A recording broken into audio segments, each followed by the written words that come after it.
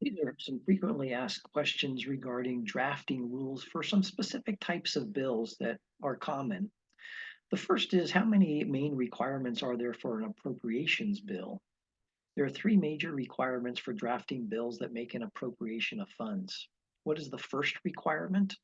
In the relating clause, the following language is included and making an appropriation therefore. What is the second requirement? In the Legislative Council's digest, language similar to the following is included. The bill would appropriate a sum of money from a source of funds to a recipient fund for the purpose of specifying the use of those funds. What's the third requirement? The the digest keys will read appropriation yes, fiscal committee yes. So what are the required statements in an appropriation bill itself? Well, first, expenditure authority is being given to a state officer, and this could be a program instead of an agency or state entity. Second, there must be an ascertainable amount of funding. This usually includes where the money is coming from, such as the general fund. The third is that the funds are being appropriated for a particular purpose, which generally includes where the money is going and for what purpose. How many main requirements are there for an urgency bill? There are four major requirements when drafting an urgency bill. What is the first requirement? In the relating clause, this language is included and declaring the urgency thereof to take effect immediately. What is the second requirement? In the Legislative Council's digest, the following language is typically used. This bill would declare that it is to take effect immediately as an urgency statute. What is the third requirement? The vote key after the digest will read vote 2/3. Obviously, in other instances, it's majority, but for an urgency, it's 2/3. What is the fourth requirement? There will be a standalone section at the end of the bill. We call it a plus section. And what is that standard plus section language? It generally begins with this act is an urgency statute necessary for the immediate preservation of the public health, peace, health, or safety within the meaning of Article 4 of the Constitution and shall go into immediate effect. The facts constituting the necessity are, and it always starts with in order to, and then they specify the urgent nature of the legislation. And then it always concludes with as quickly as possible, it is necessary for this act to take effect immediately. How many main requirements are there for a special statute as opposed to a general statute? There are two main requirements for drafting a bill that proposes a special rather than a general statute. What is the first requirement? In the Legislative Council's digest, language will be included that begins with this bill would make legislative findings and declarations as to the necessity of a special statute for, and then would conclude with a short description of the purpose. What is the second requirement?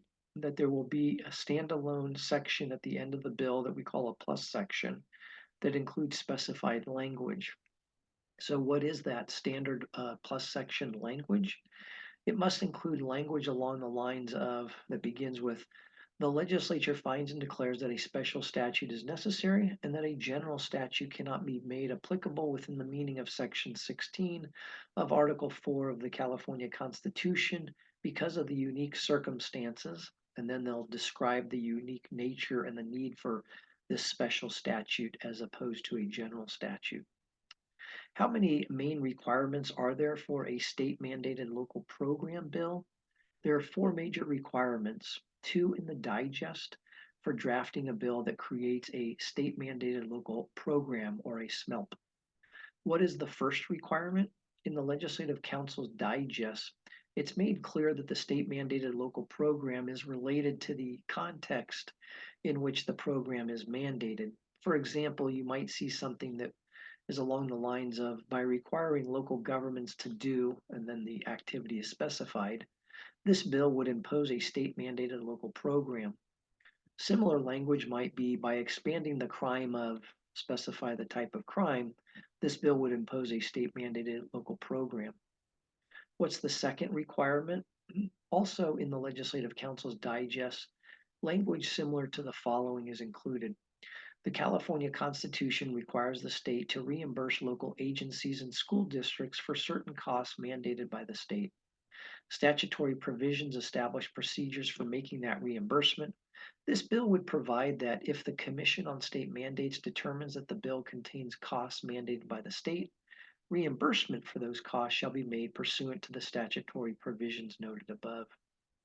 Now, is this standard the same for all SMELP bills? No, the language is not always the same because it's dependent upon whether the state mandated local program is reimbursable or not. So the language that I just read is the default reimbursement language. However, there's other form language that can be utilized depending on the type of reimbursable program. What's the third requirement? That the digest keys will say fiscal committee yes, local program yes. What is the fourth requirement? There will be a standalone section at the end of the bill that we call a plus section. And what's the standard plus section language used? It must include similar language to this.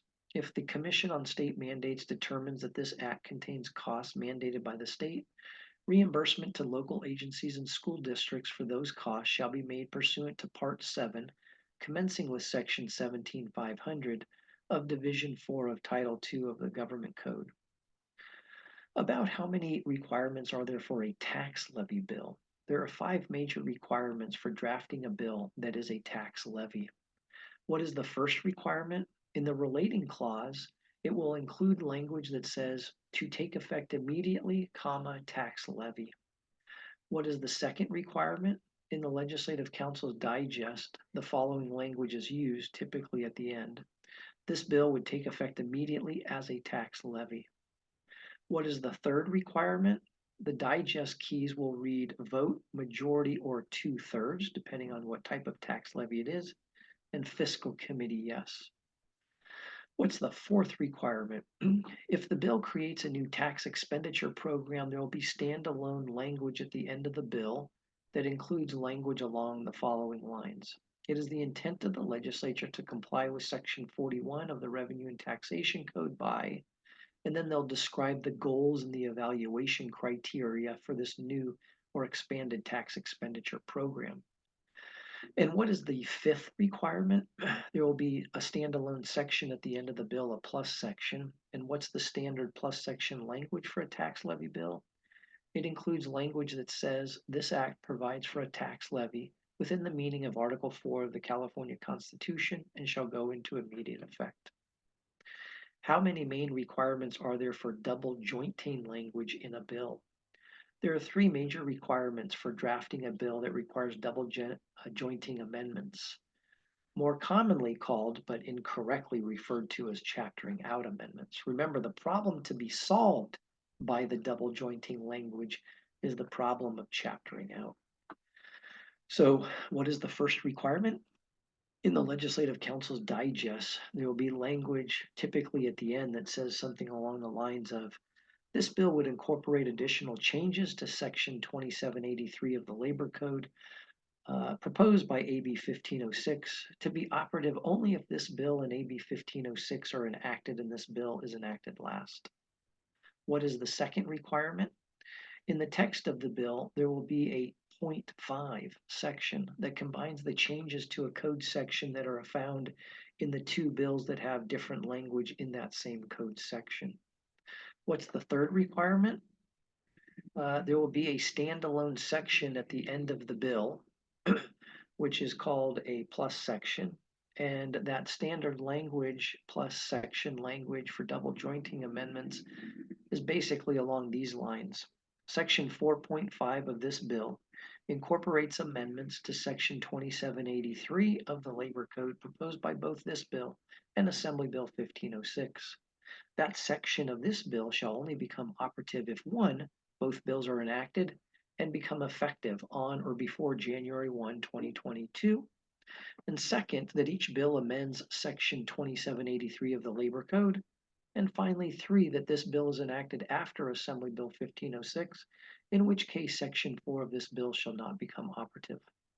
Now, is this standard language always the same for double jointing amendments? No, it's not always the same, because it'll be dependent upon specific circumstances.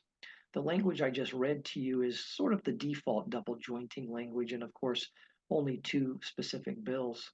For example, there could be multiple code sections and even multiple bills requiring more than one double jointing amendment in two or more potential bills.